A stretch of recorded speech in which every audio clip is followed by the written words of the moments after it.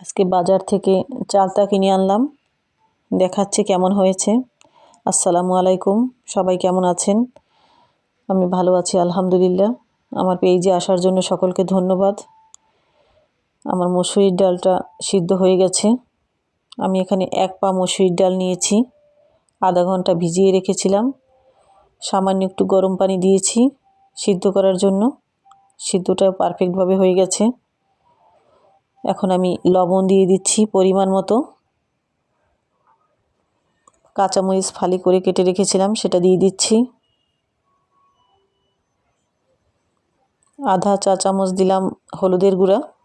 এখন ভালো করে নেড়ে নিচ্ছি যাতে পুরোটা মিশে যায় এবং কালারটাও চেঞ্জ হয়ে আসবে আস্তে আস্তে। ঝালটা যার যার রুচি মতো বেশি কম দেওয়া যায়। আমি এখানে 4 পিস কাঁচামরিচ নিয়েছি, ঝাল অনেক বেশি তাই। চালতাগুলো কেটে রেখেছিলাম, এখন দিয়ে দিব।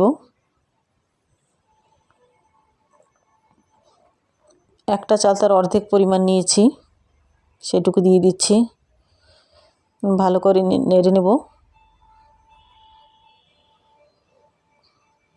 আগে থেকে গরম পানি করে রেখেছিলাম, সেটুকু দিয়ে দিচ্ছি। এখন ভালো করে জাল দিতে হবে।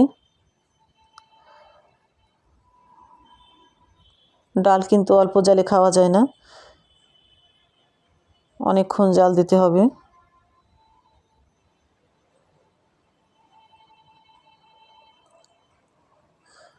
এবং চালতাটাও সিদ্ধ হয়ে যাবে। মাঝারি আঁচে রান্না করতেছি। এক পাশে আমি পেঁয়াজ রসুনের বেরেস্তা করেছিলাম। ডাল আমার হয়ে গেছে। আমি এখানে আধা ঘন্টা পরে আসছি। এখন পেঁয়াজের বেরেস্তা করাটা দিয়ে দিলাম।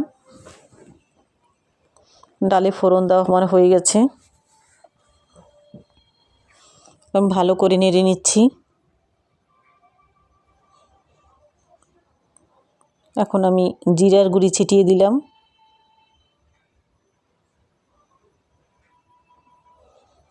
রান্না আমার শেষ পর্যায়ে। এখন বাটিতে তুলে নেব।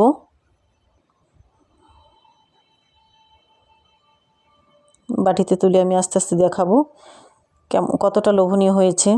যারা খেয়েছেন তারা তো জানেনই কেমন স্বাদ। যারা খাননি একবার হলেও করে খাবেন, কারণ মুখে লেগে থাকার মতো একটা আইটেম এটা।